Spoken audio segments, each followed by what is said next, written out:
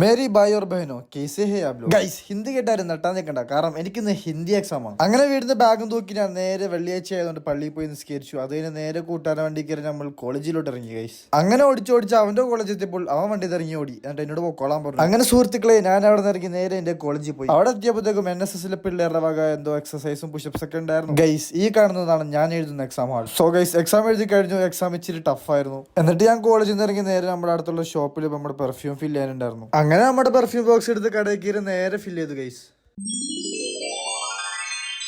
എന്നിട്ട് അവിടെ നിന്ന് ഇറങ്ങി നേരെ കൂട്ടുകാരന്റെ കോളേജിൽ പോയി അവനെ വിളിച്ചോണ്ട് നമ്മുടെ മെയിൻ കലാപരിപാടി ചായ കുടി. അങ്ങനെ ആ പരിപാടി കഴിഞ്ഞ കേസ് നമ്മൾ നേരെ വീട്ടിൽ പോയി ഇച്ചിരി നേരം റെസ്റ്റ് എടുത്തു. പിന്നെ 8 മണിയായപ്പോഴേക്കും നമുക്ക് ടർഫിൽ ഒരു കളി ഉണ്ടായി. സോ ബൂട്ടും ജേഴ്സിയൊക്കെ എടുത്ത് നമ്മൾ കൂട്ടുകാരനൊപ്പം നേരെ ടർഫിൽ പോയി ഗൈസ്. അവിടെ എത്തിയപ്പോൾ അവിടെ ക്രിക്കറ്റ് കളി ഗൈസ്. ഇവനാണ് നമ്മുടെ മെയിൻ പ്ലെയർ മോനൂട്ടൻ, നമ്മുടെ കൂട്ടുകാരന്റെ അനിയനാണ് ഗൈസ്. കളി കഴിഞ്ഞു 6-7 തോറ്റു. ജസ്റ്റ് ഒരു ഗോളിന്. എത്ര ഗോൾ അടിച്ച്? ഒരു ഗോള്. ആരാ പാസ്സാന്നതിന്? ഞാനല്ലേ ഗൈസ്. സത്യമായിട്ടും പറഞ്ഞു പറയിപ്പിച്ചതല്ല. അങ്ങനെ ഞങ്ങൾ അവിടെ നിന്ന് ഇറങ്ങി നേരെ ഒരു സർബത്ത് കുടിച്ച് നേരെ തിരിച്ച് വീണ്ടും കൂട്ടുകാരുടെ വണ്ടി കയറി ഞാൻ വീട്ടിൽ പോയി ഗൈസ്.